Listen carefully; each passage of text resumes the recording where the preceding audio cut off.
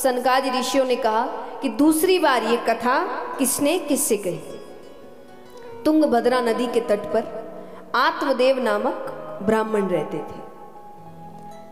भगवान की बहुत पूजा पाठ करते, काम अच्छा चलता था, धन की कोई कमी नहीं थी। भगवान की पूजा ऐसी कि सुबह उठने के बाद जब तक ठीक से पूजा ना कर ले वो भोजन ना करे। वहीं उनकी पत्नी है, नाम है धुंधली। वो सुबह उठने के बाद जब तक एक दो घर में कले ना करवा दे वो भोजन ना करे। अपना अपना स्वभाव दोनों का, पर इस पर भी आत्मदेव प्रसन्न था।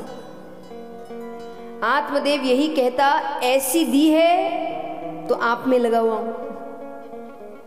अच्छी दी होती तो उसी के पीछे लगा रहता, तो उनको कोई दिक्कत नहीं। वो कहे उसकी अपनी जिंदगी, मेरी अपनी जिंदगी। तो उसके जीवन में उसको खास चीजों से तकलीफ, वो खुशी ढूंढ ही लेता था। तकलीफ बस एक, उसको संतान नहीं है। और उसने हर प्रकार से कोशिश कर ली, उसको संतान नहीं हो रही। उसको चाहिए, जीवन अधूरा लग रहा है उसे अपना। जब बहुत कोशिशों के बाद भी नहीं हुई तो अंत में वो एक गौमाता घर पर लेकर आता है, ये कहकर कि इनके जो बछड़ा या बछड़ी होगी उसको अपनी संतान मानकर पाल लूंगा। अब ऐसा दुर्भाग्य, वो गौमाता भी बांझ निकली। अब उसे लगने लगा मैं मनहूस हूं, मैं जिसे इस घर के अंदर लेकर आता हूं उसे संतानें नहीं होती।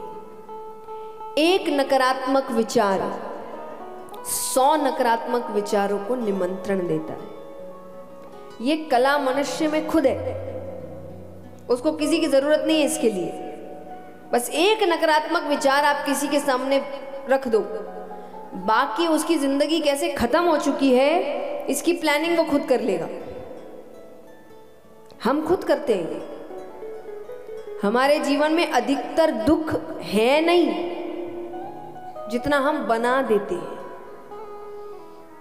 उदाहरण, आपके दांत में दर्द है, डॉक्टर के पास गए, डॉक्टर ने कहा कि दवाई दे रहा हूं, 3-4 दिन दर्द रहेगा, मगर थोड़ा संभल के रहना, कोशिश करना कि ज्यादा कठोर चीजें ना खाओ और जीभ वहां नहीं ले जाना। अब आप 3 दिन क्या करेंगे?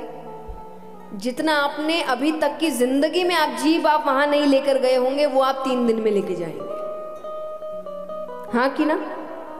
जबकि आपको पता नहीं कि आपको दर्द होगा, आप खुद लेके जा रहे हैं। जीभ अपने आप तो चलती नहीं, आप ही ले जा रहे हैं। और जब जब जीभ जाएगी दर्द होगा, तब तब अपनी किस्मत को कोसोगे।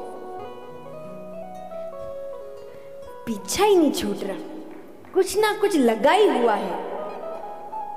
ये लगा हुआ नहीं था, ये आप कर रहे हैं। ये दुख किसने लाया अपनी जिंदगी में? हमने। तो कई दुख हमारी जिंदगी में होते नहीं हैं, हम लेकर आते हैं। और मुझे एक बात बताइए, आपके रोने से काम ठीक हो जाएगा क्या? बताओ,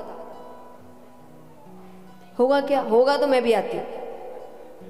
मेरे बहुत काम अटके पड़े, हो ही नहीं रहे, रोते साथ में, कंपनी भी मिल जाएगी एक दूसरे की। होंगे क्या काम रोने से? बताओ तो कैसे होंगे? काम करने से, सुझाव निकालने से, सॉल्यूशन क्या है पता करने से। पर हम करते क्या है? सिर्फ रोते, हो नहीं रहा, हो नहीं रहा। अरे कैसे होगा? काम क्या कर रहा है? कुछ काम भी तो करना पड़ेगा ना उसके लिए। हम काम नहीं करते, सिर्फ रोते, इसलिए हमारे काम बनते ही नहीं। और भगवान भी ऊपर बैठे बैठे कहेंगे, एक बात याद रखिए, भगवान जो भी परिस्थिति देते हैं कुछ सिखाने के लिए देते हैं। अगर आपको लग रहा है आपके जीवन में एक ही परिस्थिति बार बार आ रही है, मतलब वो कुछ बहुत सिखाने की कोशिश कर रहे हैं, आप सीख नहीं रहे। वरना उनको बार बार घुमाने की जरूरत नहीं है। आप हर बार रो के उसको टाल दे रहे हैं, रो के टाल दे रहे हैं, तो भगवान भी ऊपर के सीख नहीं रहा ना। मैं कुछ सिखाने की कोशिश कर रहा हूं। आज आप किसी रास्ते से जा रहे हैं, आपको गड्ढा दिख गया, आप पहले दिन गड्ढे में गिर गए, कैसे तैसे निकल के चलने लगे। दूसरे दिन आपका काम क्या है? साइड से निकलना। हम उसी गड्ढे में रोज गिर रहे हैं और रोज भगवान को कोस रहे हैं, कभी फ्रैक्चर, कभी कुछ, कभी ये, कभी वो।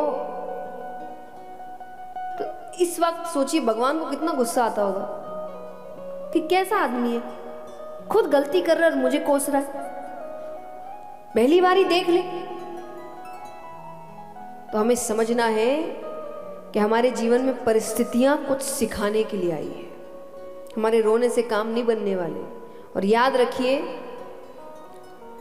जीवन में जितना समय लिखा है जीना तो पड़ेगा। आपके बोलने से भगवान उठा ले उठा ले उठा ले, भगवान नहीं उठाने वाले।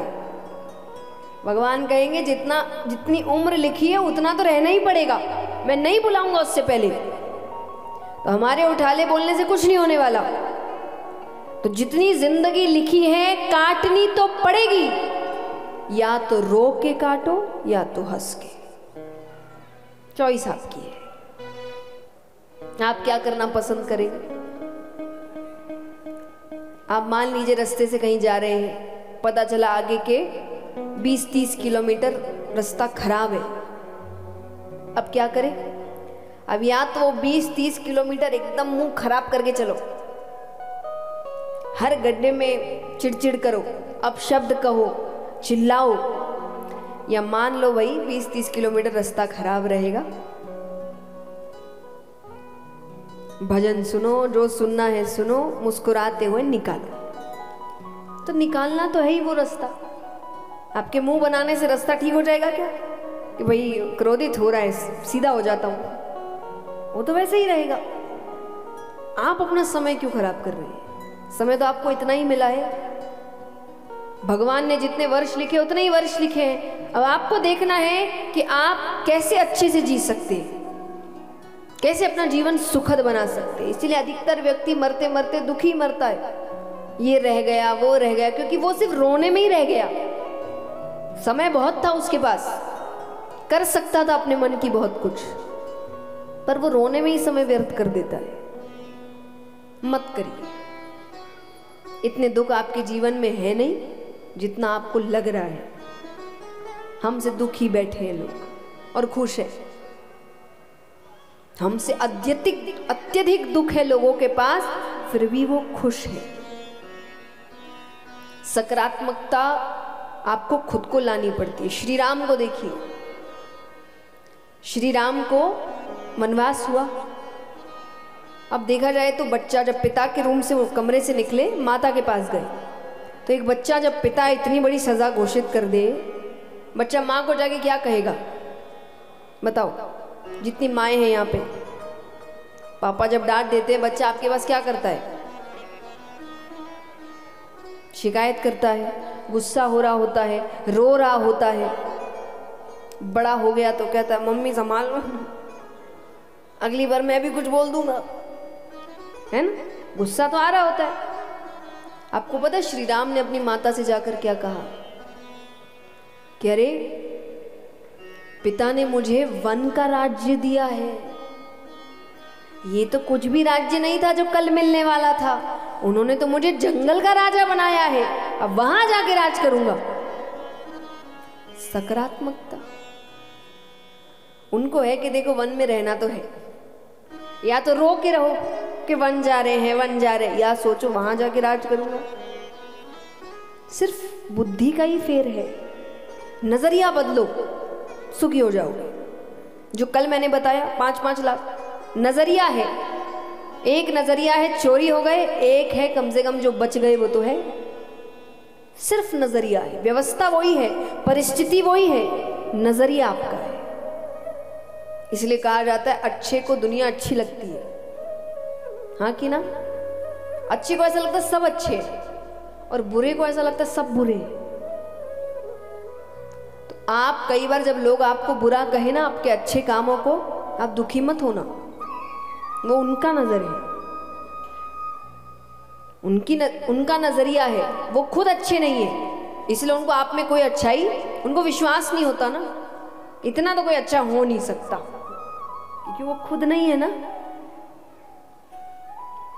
आपको समझना होगा